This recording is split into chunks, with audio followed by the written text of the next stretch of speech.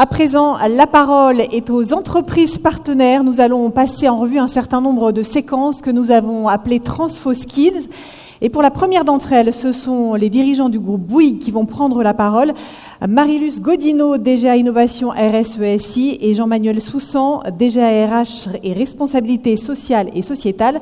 Ils sont interviewés par Thierry App et Sandrine Catla.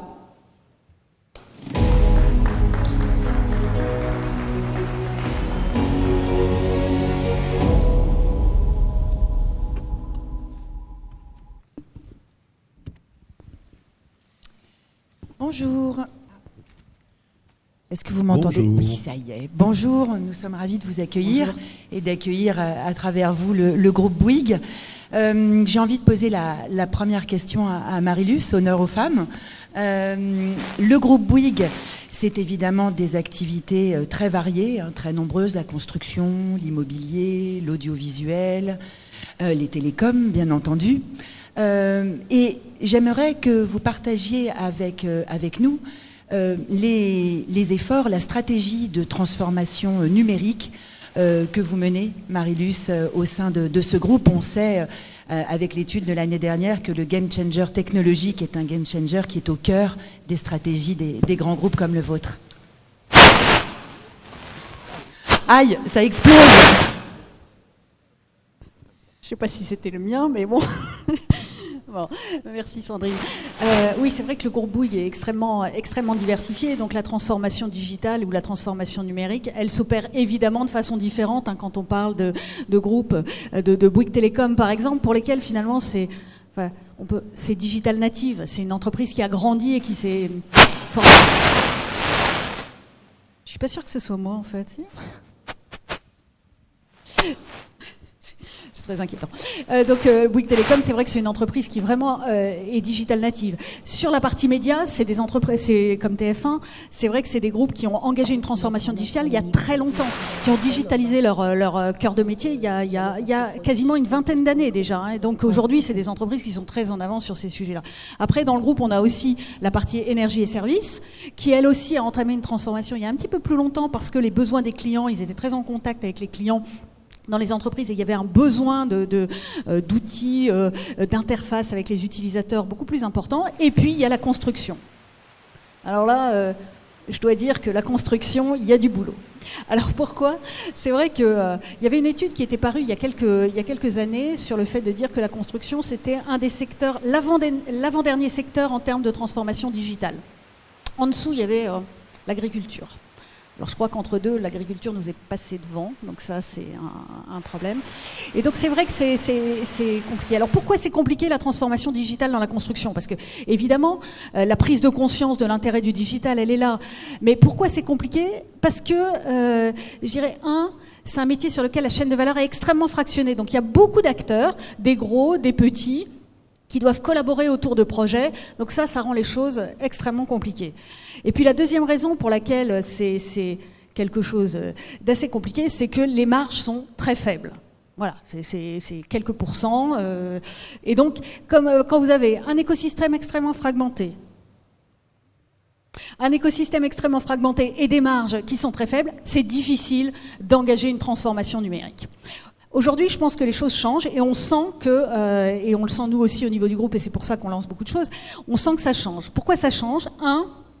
Les technologies arrivent à maturité pour le secteur de la construction. Vous en avez du BIM, je pense. Oui, donc on va trouver le BIM, le jumeau numérique, la réalité virtuelle, la réalité augmentée. Donc on voit que les technologies, elles arrivent à maturité. Et puis ensuite, il y a des enjeux de société dont on vient de parler, notamment des enjeux de transformation écologique et énergétique qui sont très importants et qui vont imposer au secteur une grande transformation. Et ensuite, le dernier enjeu, c'est un enjeu de ressources, des gens qui ressources au sens ressources humaines, parce qu'effectivement, on a besoin de collaborateurs dans ce secteur. Il faut pouvoir attirer, on sent une pénurie de talents qui pour atterrir dans ce secteur. Et donc les trois mélangés, ça oblige finalement, ou ça contraint, et en même temps ça donne l'occasion de transformer. Donc par exemple, c'est pour ça qu'on a lancé, il y a un grand projet de transformation qui a été lancé chez Bouygues Construction, avec un partenariat avec un acteur majeur en matière de logiciel, Dassault Systèmes, justement pour pouvoir développer une digitalisation du processus de l'entreprise. J'avais assisté il y a quelques années à une conférence du MIT avec Jane Ross qui expliquait qu'on ne peut pas avoir de transformation digitale si on ne numérise pas, on ne digitalise pas le process. Mais la digitalisation du process de l'entreprise, c'est vraiment d'arriver à... C'est pas une transformation digitale, c'est une transformation de vos processus, c'est une transformation de votre métier. Et en l'occurrence, pour la construction, c'est l'objectif justement pour répondre aux enjeux environnementaux et sociétaux, aux enjeux de ressources dont je viens de parler, de travailler sur l'industrialisation, la préfabrication, le hors-site, etc. Et c'est sous-tendu ou c'est rendu possible par le digital. Donc là, le digital est au service d'une transformation. Et donc c'est bien ça qu'on a engagé dans les métiers de la construction. C'est une transformation des métiers avec le digital qui vient sous-tendre cette transformation. Donc on n'est pas dans une transformation digitale, on est dans une transformation métier avec le digital en support. Merci Marie-Luce. Jean-Manuel, peut-être une question sur l'actualité du groupe Bouygues. On a noté il y a quelques semaines un événement, c'est une acquisition majeure qui est Equans. Est-ce que vous pouvez nous rappeler ce qu'est Equans et nous expliquer un peu les contours? Et est-ce que c'est pour vous un virage important dans, je dirais, la volonté de jouer un rôle au niveau, bien sûr, européen, mais mondial, en matière de transition énergétique? Oui, bonjour à tous. Alors c'est vrai que l'acquisition d'Equans, qui était une des activités détenues par le groupe Engie et que nous avons acquis au mois d'octobre dernier, donc c'est très récent. C'est un vrai tournant pour le groupe, puisque... Combien de collaborateurs? C'est 75 000 collaborateurs, auxquels il faut y rajouter les 20 000 collaborateurs de Bouygues Énergie et Services, qui sont aussi dans les métiers multiservices. Donc, ce qui va constituer un des leaders mondiaux, je dirais, sur tous les sujets de multiservices et positionné dans le monde entier, puisque Equans travaille en plus d'une trentaine de pays, est implanté, que ce soit en Europe, en Amérique du Nord, enfin, tous les continents.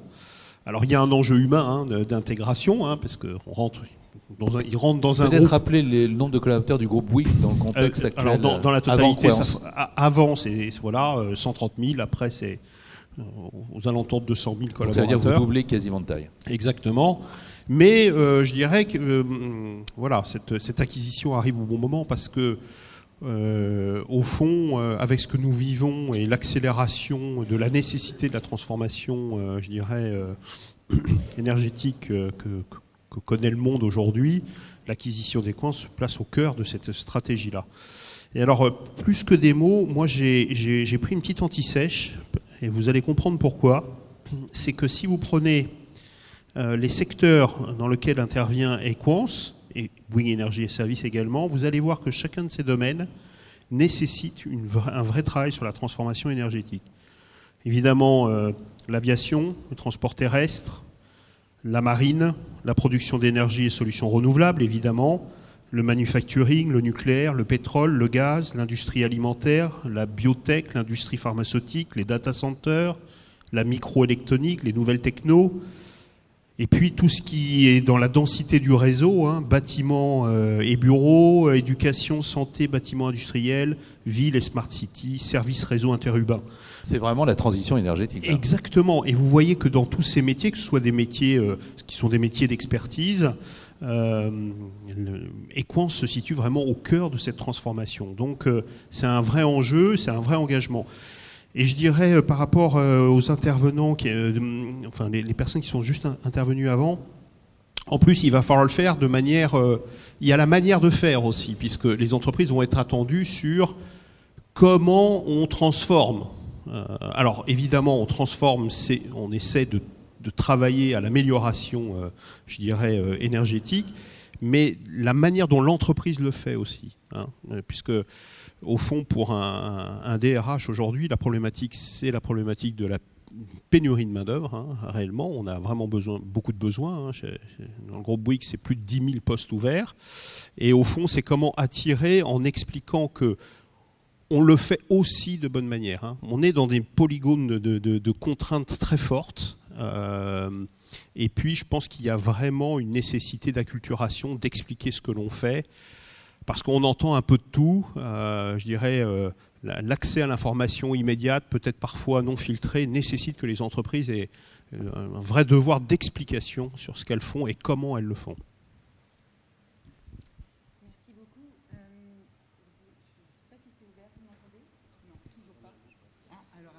changeons. Voilà. Non, toujours pas non plus. Si, c'est bon. Ça y est. Merci. Justement, pour rebondir sur cet enjeu majeur qu'est la sustainability pour le groupe Bouygues, dont on voit que le périmètre s'élargit. Marie-Luce, vous êtes, rappelons-le, en charge de l'innovation, en charge des systèmes d'information, en charge de la RSE, ce qui est intéressant en soi, puisqu'on voit où se place la RSE du coup à la direction du groupe Bouygues et comment on envisage cette gouvernance dans votre groupe. Est-ce que vous pouvez nous rappeler brièvement quels sont les objectifs de sustainability du groupe Bouygues et puis peut-être voilà, en fonction des métiers, comment est-ce que ça redescend dans ces différents métiers? Oui, alors... D'abord, c'est vrai que le groupe a une grosse responsabilité en matière environnementale. Hein. Je pense qu'on en est parfaitement conscient, mais il faut voir que si je prends par exemple les émissions de gaz à effet de serre, hein, les secteurs d'activité dans lesquels on opère, c'est plus de 50% des émissions de gaz à effet de serre au niveau mondial. Donc c'est vrai que c'est extrêmement important. Et donc je pense qu'on a conscience de ça, ce qui est le premier pas, hein, c'est déjà de prendre conscience de l'importance du sujet. Alors, on a pris, comme beaucoup d'entreprises, des engagements publics pour réduire notre impact et notamment réduire notre impact en termes d'émissions de gaz à effet de serre. Donc ça, c'est un premier sujet. Et pour ce faire, on a pris cet engagement et l'ensemble de nos métiers vont valider des trajectoires, des cibles à atteindre au niveau de la SBTi, qui est un organisme spécialisé pour valider ces trajectoires. C'est chaque métier du groupe qui va le faire parce qu'effectivement, entre des médias, entre les télécoms, entre l'énergie et services dont on vient de parler ou entre la construction, évidemment, la situation est différente et donc il faut que chacun puisse intervenir et valider ses propres objectifs. Donc la stratégie, je dirais, du groupe, elle repose d'une part sur effectivement un pilier. Alors je vais me concentrer sur cette partie environnementale, même si les parties sociales et sociétales sont extrêmement importantes, mais là je vais focaliser sur la partie environnementale. La première chose en partie environnementale, c'est évidemment de réduire nos impacts négatifs. Donc il y a cet engagement qui est pris, mais au-delà de l'engagement, il faut se dire comment est-ce que je passe à l'action. Parce qu'une fois que vous avez défini que vous feriez peut-être moins 30% d'émissions à l'horizon 2030, hein, effectivement, on le disait tout à l'heure, comment est-ce qu'on fait pour passer à l'action? Donc on a engagé avec chacun des métiers du groupe une réflexion en même temps que cette définition de trajectoire pour dire finalement quels sont les leviers d'impact les plus importants à la fois sur mes émissions directes et sur mes émissions indirectes. Donc comment est-ce que je fais pour pouvoir réduire sur ma consommation d'énergie, etc. Qu'est-ce qui est pour ce métier-là le plus gros impact? Et puis comment est-ce que je fais pour réduire? Si je prends par exemple la construction, on sait très bien que c'est les émissions indirectes qui sont les plus importantes, avec par exemple le béton, qui est un matériau qu'on utilise encore largement, qui est extrêmement présent dans notre empreinte, hein, avec plus de 30%, 40% de l'empreinte. Donc c'est important. Et donc c'est vrai que les actions qu'on met en œuvre, on les lie à l'impact qu'on va avoir. Et c'est très important. Le mot principal dans notre stratégie, c'est de dire comment est-ce qu'on oriente nos actions vers ce qui va avoir de l'impact. C'est-à-dire, on n'est pas que dans les grands engagements, etc. On est dans les engagements, mais on est aussi dans l'impact. Et là, il y a à la fois les solutions qui sont aujourd'hui disponibles sur le marché qu'il faut qu'on arrive à implémenter. Et par exemple, en matière de béton, il y a des bétons bas carbone qui existent déjà, avec des limitations, avec des difficultés, mais au moins ils existent, il faut les mettre en place. Et il y a l'innovation pour essayer de trouver d'autres solutions. Donc ça, c'est le premier axe, c'est de dire comment est-ce que je réduis mon empreinte. Mais après, il y a un deuxième axe dans la stratégie qui est tout aussi important, qui est de dire les métiers qu'on a, les métiers qu'on opère, eh bien, ils peuvent fournir des solutions. Et donc, on a une responsabilité aussi à développer un portefeuille de solutions au service de la transition écologique et énergétique. Et là, c'est ce que Jean-Manuel vient de montrer, mais dans lequel on peut et on développe des infrastructures de production d'énergie décarbonée. Et on sait très bien qu'avec la transition qui s'opère, la question de l'énergie, alors là, on le voit avec la crise dans laquelle on est, mais dans les années qui viennent, on va avoir besoin d'énormément d'électricité. Et donc, la réflexion et le travail pour produire des infrastructures de façon efficace et performante, c'est important. Donc il y a vraiment ces deux axes. Il y a d'une part, comment est-ce que je réduis, d'autre part, comment est-ce que je propose et je développe un portefeuille de solutions qui soit... Et ça ne peut pas être l'un sans l'autre. C'est-à-dire les deux sont importants. À la fois comment je réduis mes émissions et comment j'évite des émissions. Donc les deux. Et enfin, le dernier axe de la stratégie, tout aussi important, c'est la question de la formation, mais je pense qu'on y reviendra un tout petit peu plus tard. Alors, merci Marie-Luce. Une question qu'on a envie de poser au DRH. Toutes ces transformations, et je dirais même l'acquisition que vous venez de faire, Qu'est-ce que ça va avoir comme impact sur la culture et les valeurs d'un groupe comme Bouygues? Parce qu'on sait que Bouygues a une culture très très forte. Est-ce que ça bouge les choses, ça bouge les lignes? Est-ce qu'il y a une nécessité de faire évoluer les collaborateurs? Est-ce que cette culture et ces valeurs, elles évoluent forcément par rapport à des métiers, comme vient de l'expliquer Marie-Luce, où on voit bien que l'entreprise est à la fois le problème et la solution par rapport à ça? Alors, évolue, oui et non. En fait, au fond, on parlera tout à l'heure des nouvelles compétences. Il y a un paradoxe qui est qu'on a besoin de plus en plus d'experts et d'expertise dans l'entreprise. Et on voit bien avec des métiers qui se segmentent de plus en plus. Quand vous travaillez sur les nouvelles technologies, vous voyez bien que, je dirais, vous avez besoin d'une somme d'expertise qui ont besoin de travailler ensemble. Or, dans ces métiers-là, dans ces compétences-là, plus elles sont pointues, plus vous avez affaire à des profils de collaborateurs qui travaillent un peu seuls, au fond. On le voit d'ailleurs, quand vous regardez les sujets de télétravail, on se rend compte que vous prenez par exemple les métiers d'informatique, on se rend compte que les informaticiens produisent quasiment plus quand ils sont en télétravail que quand ils sont en entreprise, ce qui n'est pas le cas de beaucoup d'autres métiers. Mais vous avez des métiers où les gens sont très focusés sur leur expertise. Or, si on ne sait pas faire travailler les gens ensemble, on n'arrivera pas à produire ce que l'on souhaite produire.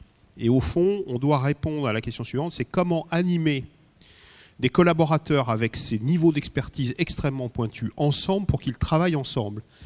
Et c'est là qu'on arrive sur les valeurs du groupe qui sont intemporelles quelque part, puisqu'on parle de respect, c'est-à-dire s'écouter les uns les autres, savoir travailler ensemble. On parle de transmission du savoir. On parle d'innovation. Et donc, il faut garder cette culture, je dirais, et c'est à quoi on s'astreint, cette culture d'expliquer qu'on fait partie d'un collectif dans le groupe et que tout seul, on n'arrivera pas à arriver à atteindre les objectifs qu'on s'est fixés. Donc je trouve que ces valeurs humaines, elles restent vraiment complètement d'actualité. Et bon, c'est la raison pour laquelle on essaie de toujours créer ce collectif au niveau du groupe. Voilà. Donc, mais avec quand même des profils qui arrivent dans l'entreprise, on le voit aujourd'hui, qui ont plutôt tendance au départ à travailler un peu tout seul. Voilà, donc il y a un vrai travail RH à faire vis-à-vis de cette population-là. Merci beaucoup. Pour terminer cet entretien avec une thématique qui nous tient à cœur aujourd'hui, qui est celle des compétences, on a envie, Thierry et moi, de vous interroger tous les deux sur qu'est-ce que vous identifiez comme acquisition de compétences clés pour mener à bien les transformations dont vous nous avez parlé, qu'elles soient technologiques, environnementales, sociétales, sachant que bien entendu elles sont intimement liées. Quel est votre besoin aujourd'hui? Comment l'exprimez-vous, à la fois en acquisition de nouvelles compétences, peut-être de nouveaux métiers, et puis aussi peut-être en upskilling de collaborateurs pour travailler différemment? Vous l'évoquiez, Marie-Luce, tout à l'heure. Alors c'est vrai qu'on a parlé transformation digitale, transformation data, bien sûr, et tout ce qui est écologique. Donc il y a plusieurs axes dans la question des compétences. Je pense qu'il y a d'abord, et ça a été évoqué tout à l'heure, le fait qu'il faut que dans l'entreprise, chacun comprenne les enjeux, comprenne de quoi on parle. Parce qu'avant de pouvoir mettre en place des stratégies, avant de pouvoir demander à des gens d'intervenir, avant de pouvoir les projeter dans une transformation, il faut quand même prendre conscience des enjeux, de quoi on parle. Donc là, il y a une forme de sensibilisation très importante à mener, et sur l'ensemble des sujets. Alors, quels sujets? Évidemment, les enjeux environnementaux, les enjeux sociétaux, ça c'est sûr. La question du digital, du numérique. Derrière ça, la question de la data, la question de la cybersécurité, parce qu'on n'en a pas beaucoup parlé, mais enfin bon, c'est quand même des sujets... C'est un enjeu majeur aujourd'hui. Quand on se digitalise, il y a évidemment ces sujets-là qui sont extrêmement importants. Donc là, il y a une première phase qui est quand même, avant de dire comment est-ce que je prends des experts, etc., c'est déjà de dire qu'il faut que dans l'entreprise, tout à chacun doit bien comprendre comment ça va, de quoi parle-t-on et comment ça peut impacter son métier.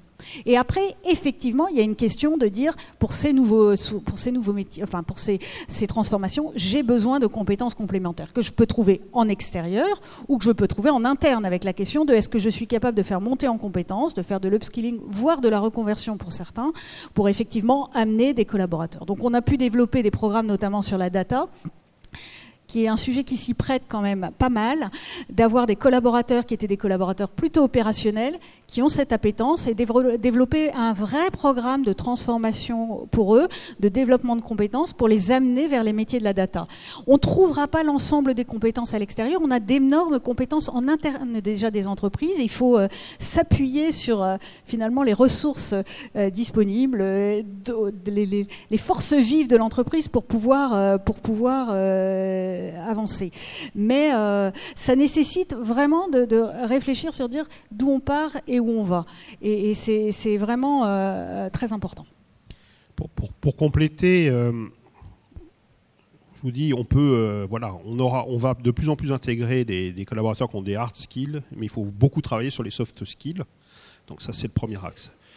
La deuxième chose, j'entendais parler tout à l'heure de sens donné au travail, et vraiment, notre volonté, c'est de travailler sur... au fond, il faut être une entreprise qui développe et qui travaille fortement son éthique.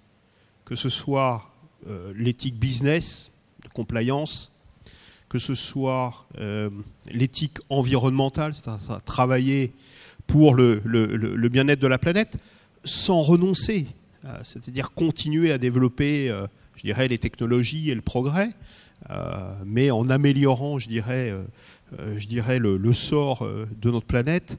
Et puis l'éthique sociale également, qui est un troisième pilier sur lequel on doit travailler sur les sujets de discrimination, sur les sujets d'accès à l'emploi, et de manière mondiale, puisque aujourd'hui, une entreprise comme le groupe Bouygues, mais c'est le cas de toutes les grandes entreprises, elles sont regardées au fond sous tous les angles. Et c'est sur quoi on travaille aujourd'hui. Mais est-ce que, quand on écoutait Bénédicte d'HEC tout à l'heure, ça ne s'apparente pas quand même à une injonction contradictoire pour les salariés de gérer toutes ces transformations et tous ces objectifs ? Oui, il y a des injonctions contradictoires, mais il y a surtout un gros travail d'acculturation et d'explication, en fait. C'est-à-dire que je pense qu'on peut être acteur de la transformation dans des secteurs d'activité qui, aujourd'hui, à date, ont encore beaucoup de progrès à faire, mais il faut amener, je dirais, nos collaborateurs à se sentir acteurs de cette amélioration. Si on prend une population mondiale et qu'on imagine qu'il y ait, allez, j'y vais fort, 5% de la population qui vont être plutôt dans le renoncement. Parce que quand on regarde quand même la planète, il y a encore, je dirais, beaucoup d'hommes et de femmes qui ont besoin, je dirais, d'améliorer leur niveau de vie, d'améliorer leur quotidien. Bon, on parle à ces 95% et on leur dit venez participer à l'amélioration et à la transformation énergétique dont notre planète a besoin. Juste pour compléter, je pense que tu as raison Thierry, d'abord il y a des ambitions qu'on se fixe, donc ça c'est important, et ensuite il faut être très humble, parce que c'est compliqué. Je pense qu'il ne faut pas nier la complexité, mais il ne faut pas laisser à chaque personne de l'organisation le soin de gérer cette complexité, parce que parfois on en arriverait à des injonctions totalement contradictoires. Donc là, il faut accompagner, il faut admettre la complexité, et justement faire des choix en fonction de ce qui a le plus d'impact et ce qui en a moins. Mais oui, c'est des sujets qui sont... tout à l'heure, on disait il n'y a qu'à Faucon, mais on n'en est plus là. Et c'est très... Voilà, aujourd'hui, on doit dépasser cette partie-là. Mais admettre aussi que ce n'est pas facile. C'est pas facile parce que justement, les enjeux sont multiples. Il y a des enjeux de compétences, il y a des enjeux économiques. Les solutions, quand on veut implémenter des nouvelles solutions plus durables ou des solutions bas carbone, il y a des aspects économiques. Parfois, ça coûte plus cher. Donc, comment est-ce qu'on fait ? Il faut discuter. Et c'est là, il y a un point qu'on n'a pas encore abordé, mais qui est pour moi essentiel et qui fait partie des soft skills aussi. C'est la capacité à travailler en écosystème. On ne fera pas cette transformation tout seul. et notamment la transformation environnementale et sociétale, on ne le fera pas tout seul. C'est quelque chose dans lequel on est collectivement engagé. S'il n'y a qu'un seul acteur qui s'y met, ça ne suffira pas. Donc il faut vraiment qu'on y aille tous ensemble. Et donc ça, c'est vraiment le travail sur la collaboration et se dire avec humilité comment est-ce qu'on fait pour faire un pas après l'autre, en ayant des ambitions qui sont évidemment des ambitions affichées importantes, et en même temps il faut se mettre dans l'action, c'est ça qui est le plus important, et commencer à avancer, mais avancer tous ensemble. Marie-Luce Gonino, Jean-Manuel Soussan, merci d'avoir partagé votre vision, votre expérience des transformations et des compétences d'avenir. Et merci pour tout ce que vous avez partagé avec nous. Merci. Merci beaucoup à tous les quatre pour cette première séquence TransfoSkills. Sandrine, vous ne bougez pas, Thierry non plus, puisque les dirigeants du groupe Orange vont vous rejoindre. Bénédicte Liénard, directrice de la transformation groupe, et Gervais Pellissier, directeur général adjoint.